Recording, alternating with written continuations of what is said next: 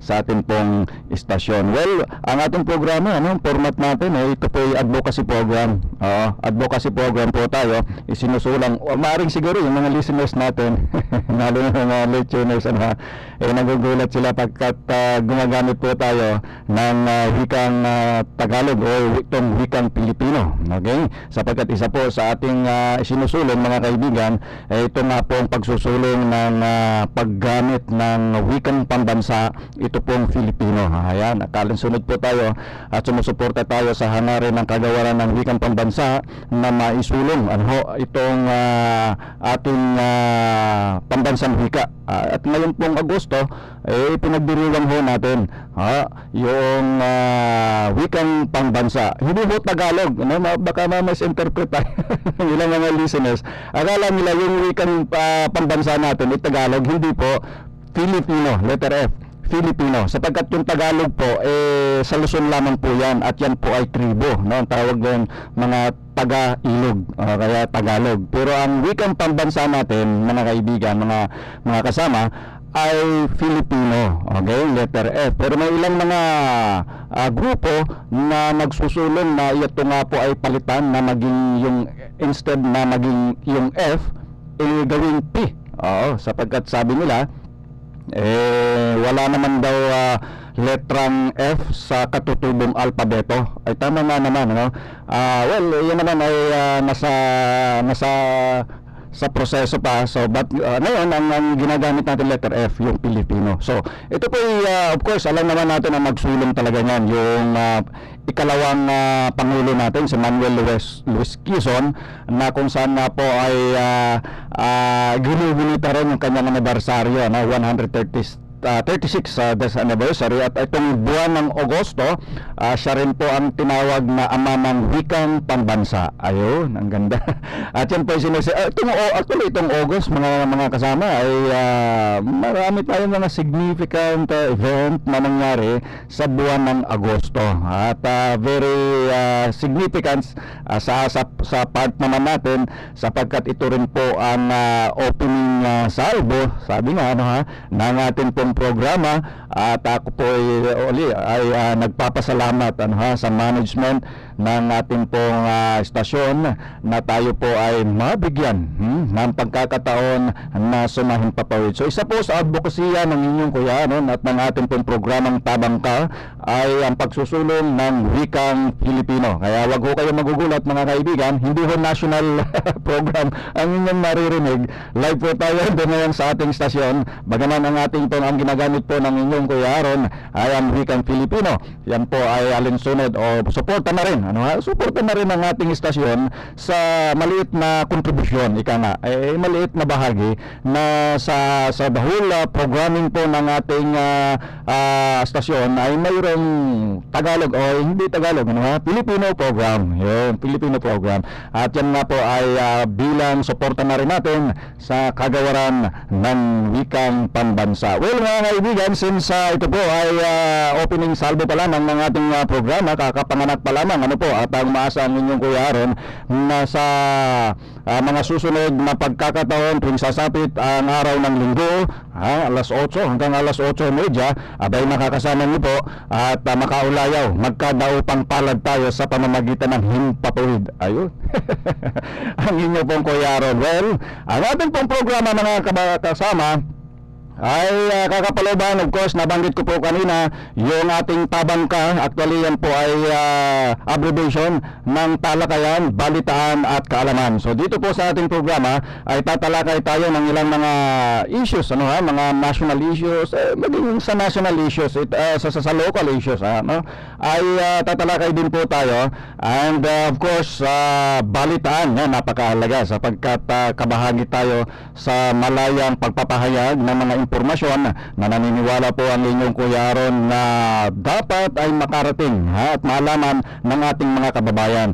And of course, kaalaman ay napakahalaga niyan. Kaya nga Tabang Ka ang ating pong programa, kaalaman, sapagkat yan po talaga ang nais nating maipaabot, yung awareness, sapagkat naniniwala po tayo ang mga sambayanang mulat sa katotohanan ay hindi kayang apuhin ni naman. Yun tayo. Yan po ang ilang mga advokasya na atin pong isinusulong dito. Of course, sa ating programa ay support, sabi natin, tagasulong rin ho tayo ng katahimikan at kaunlaran. Di ba? Yung peace and order. Sinusuportahan natin yan.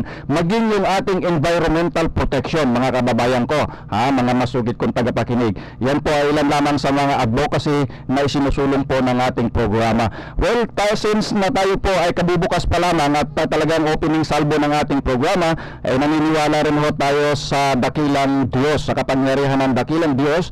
Tayo po ay bilang Kristiyano ay i-offer natin, offer natin ang ating programa at bubuksan natin ang ating programa sa pamamagitan ng isang panalangin, sapagkat naniniwala tayo God above all. Di ba? Maganda po na maaring tumagal pa ang ating programa. Tayo isama natin sa panalangin natin. And of course, yung ating pong istasyon, ang mga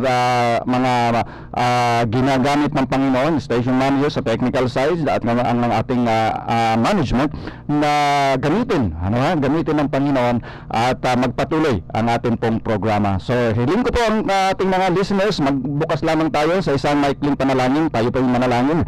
Dakilang Diyos, ang naming banal at makapangyarihan sa lahat, kami po ay nagpapasalamat unang-una sa pagkakataon na inyo pong ipinagkaloob sa amin na ang programa pong ito ay sumahin patawid at dalangin ko po, Diyos, ang aming layunin bilang isang advocacy program ay maipaabot namin sa aming mga kababayan at makatulong kami sa maliit na paraan, Panginoon. Gamitin niyo po ang ere, ang stasyon nito at ganun din po, Panginoon, gumamit kayo ng maraming individual, grupo, mga stakeholders at mga partners upang higit pa na maisulong, O Diyos, ang hangarin po namin. Dalangin namin, O Diyos, ingatan niyo po ang bawat isa, ganun din po ang aming mga tagapakinig sa kanilang tahanan ngayon. Ay dalangin ko po na ang mga tahanan, bakuran niyo po ng pag-ibig na nagmumula po sa inyo. Gamitin niyo ang bawat isa, ganun din po ang aming stasyon, pagpalain niyo po. Patawad, O Diyos, sa aming mga pagkukulat, pagkakasala. Ito po namin dalangin sa pangalan ni Jesus. Amen. Okay. So maraming salamat po at muli welcome sa ating pong mga masugid na taga-subaybay. At ito po ang ating programa, Kakapanganak pa lamang, ang Tabangka. Ako po ang inyong Kuya Aaron na makakasama po ninyo sa loob ng 30 minuto. Unahin na po natin at bakuhan na po natin ang mga balita na nakalap mula po sa ating news center. Una sa mga nagbabagang balita, ito po mga kaibigan ay kaugnay doon sa mga peacekeepers na Filipino peacekeepers na naka-deploy po diyan sa Golan Heights, sa Golan sa Iberia. Ito daw po ay pinull out na. Pinagutos na ng Department of National Defense or DND ang pag-pull out ng Filipino peacekeepers sa Golan Heights ay Liberia.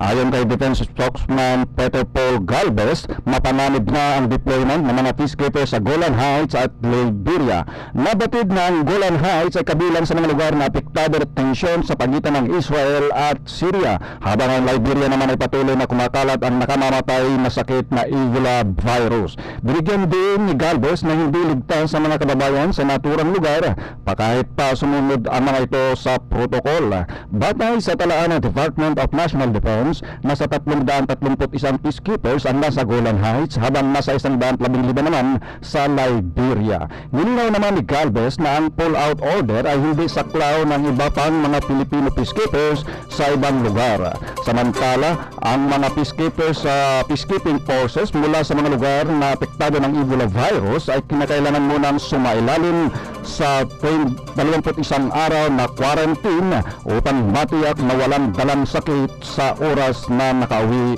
sa Pilipinas. Tuloy-tuloy pa rin po ang ating mga balita, mga kaibigan. Ito naman ay kaugnay talagang ito sa pangbubuli ng China, hindi mapapagod ang Pilipinas sa protesta. Tiniyak ng Malacanang na hindi titigil ang Pilipinas sa paghahain ng diplomatic protest laban sa China hanggat kinakailangan. Magugunitan itong buwan lamang naghain ng diplomatic protest ang Department of Foreign Affairs or DFA laban sa namataang Chinese vessels sa Recto Bank, bagay na binasura ng Chinese Embassy. Sinabi ni Presidential Spokesman Edwin Lacerda, hindi issue kung pakikinggan ng China ang protesta dahil ang mahalaga ay maisulong di umano ng Pilipinas ang karapatan nito. Tuloy-tuloy pa rin po ang ating mga balita. Ito naman ay kaugnay mga kaibigan dito sa Bangsamoro Bill. Nakatakdang re-reviewin pa ng Pangulong Noynoy Aquino ang nasa 20 hanggang 25% na mga probisyon ng naisumiting final draft ng Bangsamoro Basic Law. Sinabi ni Presidential Spokesman Edwin Lacerda, bulto o mayorya ng Bangsamoro Bill ay napagkasunduan na ng magkabilang panel. Ayon pa kay Lacerda, nilinaw ng 70% pero may ilang provision na nais na mabusisi ang Pangulong Aquino. Inihayag ni Lacerda na alam na ng Pangulong Aquino na dapat bago matapos ang buwan ay maisumite na ang Bangsamoro Basic Draft sa Kongreso. Mga kasama, yan po ang kabuuan ng ilang mga nabalita na ating nakalap. At ako po ang inyong Kuya Aaron, ako po ang inyong naging tagapagbalita. Tuloy-tuloy po tayo mga kaibigan. Well, siguro bigyan lang natin ng ilang komentaryo, ano? At una nga po mga kaibigan, itong ating napabalita, na kung saan ay itong peacekeepers natin. Marami po tayong peacekeepers actually sa grupo ng buong armed forces and PNP. May mga kanya-kanya silang designation. Ito po yung kontribusyon ng bansang Pilipinas, commitment ng bansang Pilipinas sa United Nations na bilang UN members ay obligado. Hindi naman obligado, kundi tayo ay may isang sabi nga ay obligasyon o hangarin, okay, na mag-participate dito sa mga peacekeeping operation. At siya nga po rito, yung mga Philippine Army na nakadeploy doon po sa Golan Heights at Liberia. Ayon po sa balita mga kaibigan, particular po itong DND spokesperson na si Peter Paul Galvez, formal na inutos ng ating bansa na i-fall out itong mga peacekeepers natin. Yan po ay dahil nga po sa umiigting na crisis dyan po sa bansang Israel at bansang Syria. Yan naman mga kaibigan ay ito nga, dahilan sa ISIS, yung Islamic State on Iraq and Syria, ay talagang umiigting po yan. At bukod pa dyan mga kaibigan, doon naman sa Liberia, abay itong nakamamatay na Ebola virus, siyempre kabahagi na rin. Dapat naman natin proteksyonan ng ating mga kababayang mga bayaning sundalo na doon po ay nakadeploy. Well, pangalawa mga kaibigan, itong nabalita nga natin, itong pambubuli na ginagawa nitong China. Abay talaga naman sapagkat itong mga nakaraang araw mga kaibigan, mga kasama, abay napapabalita nga natin dito na talaga namang tahasan na basta na lamang pati yung ating mga kwandon pati po yung ating mga mangingisda doon na taga Pangasinan, taga Sambales, abay pinagbabawalan. Pinagbabawalan ng mangisda samantalang matagal ng panahon ninuno pa ng mga kababayan natin doon. Yun na ho ang ikinabubuhay doon ay makamukat-mukat mo itong mga Chinese balita natin kung gaano katotoo mga coast guards daw ng Chinese yon na pinagbabawal. Ay napabalita nga rin po yung inarkila na fishing boat, okay, na bangka ng DFA para maghatid ng supply doon sa mga bayani nating mga marino na nandoon sa isang lugar doon ay nagbabantay. Hinaharang. Ito mga kaibigan, at lately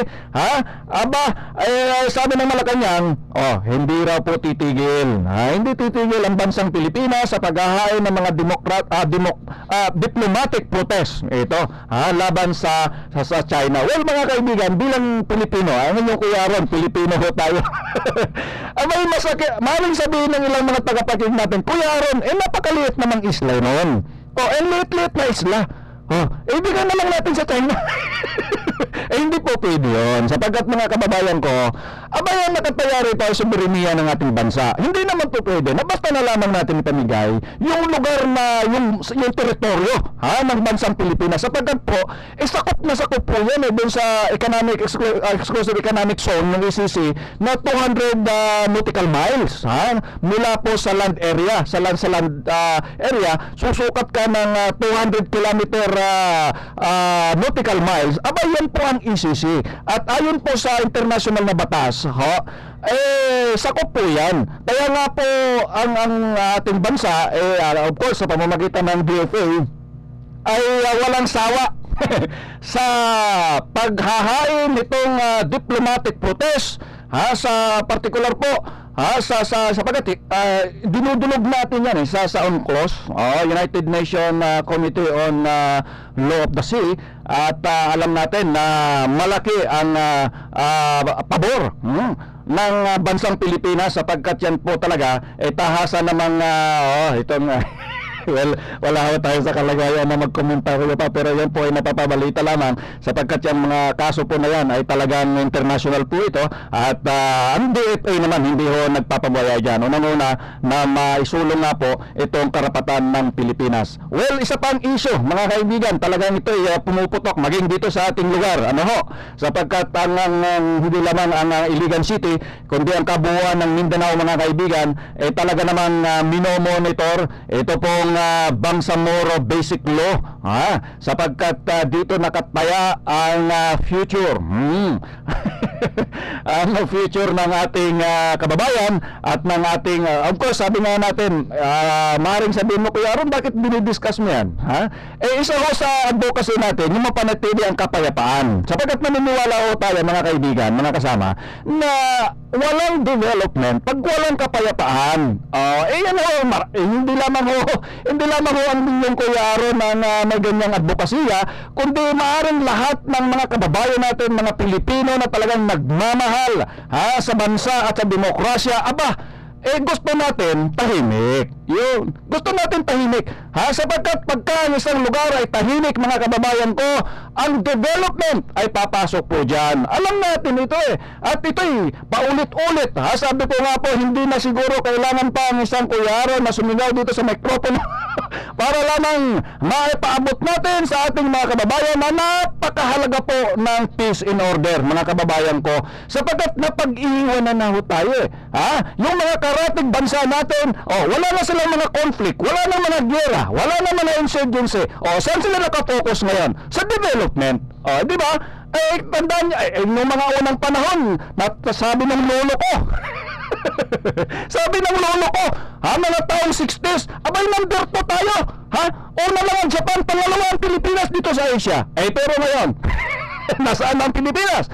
Ayan po, mga kaibigan, ay dahilan sa hindi maayos na peace and order situation. So, sinong mga investment at mga investor, mga kapitalista na gustong mag-invest, maglagak ng puhunan sa isang lugar na magulo? Sige nga.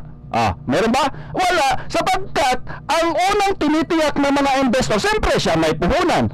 Bakit ko naman isasakripisyo, isasalang-alang ang aking puhunan sa lugar na alam kong magulo? Diba? So hahanap siya ng bansa o lugar na tahimik. Yung economic environment ay napakaganda. Ako'y naniniwala ng Iligan City ay may potential po tayo. Ako'y pinapasalamatan ko maraming mga stakeholders dito. Ilang meeting ang naatinan ko po. Yung Iligan Bay Chamber of Industry, talagang may potential ang Iligan City, at marami pang mga mamumuhunan na nagpaplano, nag-iisip na maglagak ng kanilang kapital dito sa lugar natin. Pero mga kaibigan ko, sabi nga natin, kaysa tayo, maghangad tayo ng isang lipunan, isang pamayanan na nagsusulong ng katahimikan, yung peace, just and lasting peace. Alam niyo po, yun ang kwan nito. Pag walang peace and order, walang development. In the same manner, pag walang development, wala rin peace and order. Kaya nga po ako dyan dalawa yan magkarugtong, magkakonektang dulo ko ng tali yan para natin sinabi kung sino ang nauna, itlog o manok. Alam niyo mga kaibigan ko, kaya nga po ito, maging sa mga local government units natin dito, ay gano'n na lamang ang hangarin na maisulong unang-una ang kapayapaan, sapagkat alam nga natin na papasok ang development, at kapag progreso na ang ating mga komunidad, ang ating lugar, sino pang mag-iisip ng mga violence? Alam niyo po, tanggalin na natin dito yung culture of violence. Ewan ko ba bakit naman naging hanap buhay na yata yung violence dito sa lugar natin. Pero alam niyo po, mga kaibigan, napakaganda po itong nangyayari ngayon, sapagkat ayon po sa presidential spokesperson na si Edwin Lacerda, abay nasa 25% na raw po na binubusisi ng ating mahal na Pangulo ang itong ang Bangsamoro Basic Law. Aba, napakaganda nito. At ayon nga po sa balita ay on track, ibig sabihin nasa tamang schedule. Hindi nahuhuli, hindi nahuhula.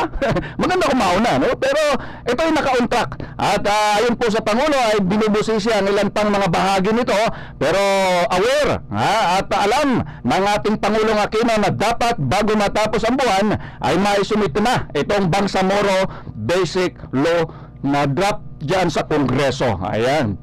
So para po sa ating mga MNLF, mga Moro brothers, okay, at alam naman natin na talaga pong ito hindi lamang po ang mga Muslim brothers natin na nakaantabay dito, maging tayo po dito sa mga Kristiyano sa Mindanao ay maging tayo sa media. Talaga pong sinusubaybayan natin ito sapagkat malaking epekto ho, mga kababayan ko, ang nakasalalay po rito. At gaya nga po na nabanggit ng inyong Kuya Aaron, abay nakasalalay dito ang usapin ng pangsiguridad at kapayapaan, mga kababayan ko. Kaya nga kaysa po ang ating inyong Kuya Aaron sa pagbibigay ng mga impormasyon at tamang impormasyon. Alam niyo po, ang isa naka-attend po ako ang inyong Kuya Aaron doon sa ilang mga meeting, regular meeting ng International Monitoring Team, at itong of course nandyan may mga local monitoring team din tayo. Ang isa nga po sa nire-recommenda natin dyan yung magbuo ng isang speakers bureau, na kung saan ang magkabilang panig ang government of the Philippines and then yung MILF ay magkaroon po ng mga focal points, mga focal persons na magsasalita tungkol po dito, sapagkat critical ito kapag may mga impormasyon na nakarating sa mga kababayan natin, sa mga communities na hindi tugma, abay malaking epekto. Well, mga kababayan ko, wag natin kakalimutan na may ilang mga grupo na talaga namang ayawan ko ba bakit ayaw ng peace? Ayaw ng katahimikan. So ayaw magkaroon ng mapayapang resolusyon itong problema natin dito sa Mindanao. So ang gagawin nila, itong mga spoilers na ito, magpapalabas ng mga maling impormasyon. Ay, yan naman Kaya nga po tayo dito sa ating programa, sa Tabangka, ang inyong Kuya Aaron, napakalito ang ating kontribusyon dito. Hindi wala tayong dapat buhating bangko rito. Pero sana lamang maging kabahagi tayo sa tamang pagpapahatid ng impormasyon, itong public information and public information dissemination, na kung saan ito, sabi ko nga, sa mga susunod siguro ng programa natin ay mag-i-interview tayo ng mga talagang credible na mga tao, siguro from the OPAP, the Office Presidential Advisor on the Peace Process, na talagang magsalita. Okay, ganoon din naman sa panig ng MILF, na ganun din, at kung ano yung dapat at maganda at timely at credible at mga tamang impormasyon patungkol po dito sa usapin na ito, abay magkaisa po tayo, sapagkat yung mga tao, sabi nga natin, may ilang mga grupo dyan na aywan ko bakit ayaw na ma-resolve na at matapos na itong problema natin dito sa Mindanao, abay gagawa ng paraan, at anong tawag doon? Disinformation campaign ang ginagawa nila. Well, mga kaibigan, sunod po niya, gusto ko pong bigyan ng pagkakataon sa huling minuto pa ng ating programa. Ito ang napakaganda nito. Well, siguro sa mga listeners natin, maaaring ngayon mo lamang po naririnig ito, yung Lanao Core Group. Okay, yung Lanao, hindi O kundi W. Okay, Lanao Core Group. Ito po yung nanggaling sa salitang Lalanco Kalinaw. Kailalan ko Kalinaw. Now, ano itong grupo na ito? Ito po, mga kaibigan, ay isang sabihin na natin stakeholders, mga grupo ito sa panig ng gobyerno, sa panig ng security sector, sa ilang ahensya at mga civil society organization, people's organization, at sa religious sectors, at maging tayo sa media, sa kabahagi na tayo dito, sapagkat ito po yung mga grupo na ito ay sila ho ang nag-o-oversee, okay, ng mga pamana implementation in Lanao del Norte. Okay, ano yung pamana na yan? Well, sa mga listeners natin, sa mga communities, kilala nyo yung pamana. Ito po ang payapa at masaganang pamayanan na itinataguyod nga po ng Office of the Presidential Advisor on the Peace Process. Okay? Now, ito po ay parang forerunner po yan ng social integration program ng mga dating administrasyon, no? At yun po ay tumutukoy sa pagtulong dun sa mga rebel returnees. Okay? Pero napakaganda po ngayon dito sa nagawa ng pamana ay ang dinedevelop po ay yung community. Yung community, yung mga barangay affected ng armed conflict. Okay? So hindi na ho individual sapagkat yung ISP ay personality based, individual based. So ito po ang pagkakaiba ngayon, itong pamana ay pangkabuuan. At alam niyo po mga kaibigan, napakagandang development po nito sapagkat kung matatandaan niyo po, okay, magwa 1 year na, September 9, 2013, may isang crisis po na nangyari sa Zamboanga City na kung saan ilang mga faction ng MNLF andyan po ay pumasok. At nagkaroon nga po ng crisis dyan at ilang mga kababayan natin ang medyo sinawing palad po dyan. Marami nasaktan, marami nawalan ng tahanan. At yan po mga kaibigan na nangyari po mag-iisang taon na. Pero hindi nyo po siguro alam mga kababayan ko na mayroong border command.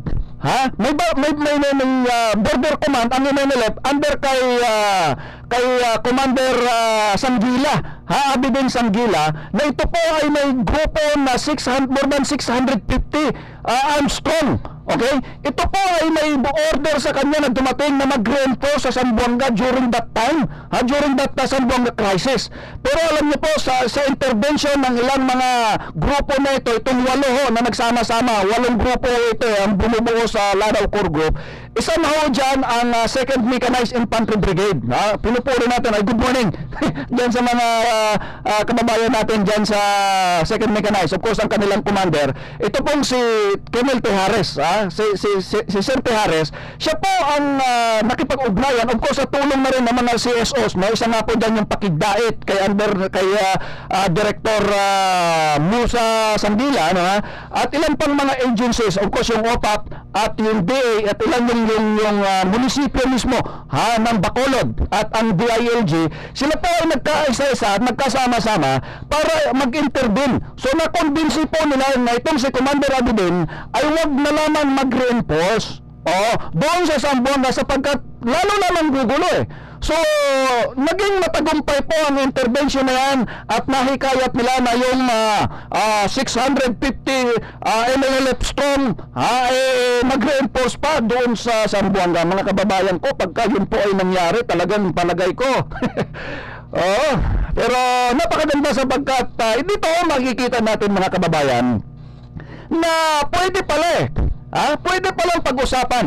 At ang maganda ho rito, yung kampo ni Commander Abidin somewhere in Bacolod, yan po ay na-qualify na maging MNLF camp. Na-qualify po siya base po sa mga minimum requirements ng OPAP. So may community doon at doon po ngayon nakatuon itong tinatawag na pamana projects ng implementation po nito dyan sa Lanao del Norte. Okay? At ito po yung ilang mga at sa ngayon po ay of course na-cover natin yung pinagtagpo sa Kalinao 2014. So yan po ay naging isang simbolismo lamang na itong grupo ni Commander Abidin ay na-open, bukas siya sa pag-uusap at bukas siya sa mga proyekto na anuman ang gawin ng OPAP. So napakaganda po nito mga kaibigan sapagkat more than 26 million ang na-approve po at ongoing na sinasagawa under the Pamana Project. At yan po ay sabi nga natin because of the intervention nitong Lanao Core Group. Okay, so maraming salamat. Sana maimbitahan nyo pa ulit ang inyong Kuya Aaron sa inyong pagpupulong kasi regular na ho itong nag-meeting itong Lanao Core Group. Okay, at 20 million po nito mga kaibigan, mga kasama ay naka-budget dito sa tinatawag na farm to market road. Ang ganda nito. And then the other 6 million ay sa agricultural naman and livelihood. Napakaganda nito. So more or less ang naka-pipeline na ho. Actually, hindi na pipeline nito, talagang approved budget na ho ito. Sapagkat matagal na rin hong nagsimula ito, although ngayon lamang natin na itatalakay dito sa ating programa. So maganda ho yan na maisulong ho ito. Ito ho yung mga 8 core group na nabanggit natin kanina. Of course, nabanggit ko na po yung 2nd Mechanized Infantry Brigade under po kay Colonel Tijares. Ito pong Pakigdaet Incorporated, under po yan kay Director Mosa Sanggila. Ang MNLF, no, under po yan kay Commander Abidin Sanggila, yung particular po yung Border Command. Of course, ang OPAP, Office of the Presidential Advisor of the Peace Process, under po yan kay Yusek Luisito Montalvo. Very active. Itong secretary natin dito, talagang pumupunta ho yan sa mga barangay, sa mga lugar kung saan po i-implement itong mga project na ito. And of course, the municipality of Bacolod, sa Lanao del Norte, under po yan kay Mayor Mikyabas. So yan, kasi po yung kampo ni Commander Abidin ay sakop, majority ng land area ay sakop doon sa Bacolod. Okay? And of course, the PNP Lanao del Norte, under po yan kay Police Senior Superintendent Madid M. Paitao, ang PNP Director. Talagang ito, malaki po na tulong ni Director Paitao dito, sapagkat bilang isang Maranao po, talagang nakakapag-influensya, nakakausap niya yung mga kababayan natin, mga kapatid natin sa Maranao. At dito po yung Department of Agriculture, under po yan, ang focal person nila ay si Dr. Ramos, at ganun din po ang DILG, under naman kay Engineer Libot. Well, ito yung mga tao talaga na nagkakaisa at nabuo po itong Lanao Core Group. Well, napakaikli ng panahon natin, Well, mga kaibigan, pero wag umasa ho kayo sa susunod na linggo. Tatalakay pa tayo ng mga mahalagang issues. Yung pala mga opening salvo pa lamang naman natin. So marami pa tayo nakaundik na mga usapin, issues na sa akala ng inyong kuyaron ay napakagandang maipaabot natin sa ating pong mga kababayan. Well, mga kaibigan, wala na po tayong oras at ako po ay nagpapasalamat sa unang-una sa ating pong istasyon, sa ating station manager sa technical side. Maraming salamat po. Ito po ang inyong kuyaron na nagpapaalam at nag-aanyaya sa susunod na linggo, alas 8 hanggang alas 8:30 ng hapon, ng umaga, ay makasama ko po kayo sa isa ng naman episode na patatanghal po ng ating programang Tabangka.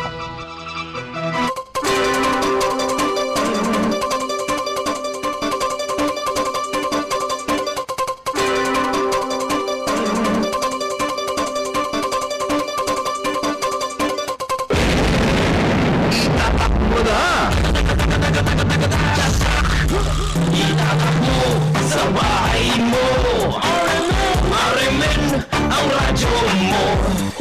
Itatak mo sa sasakyan mo, marimen ang radyo mo.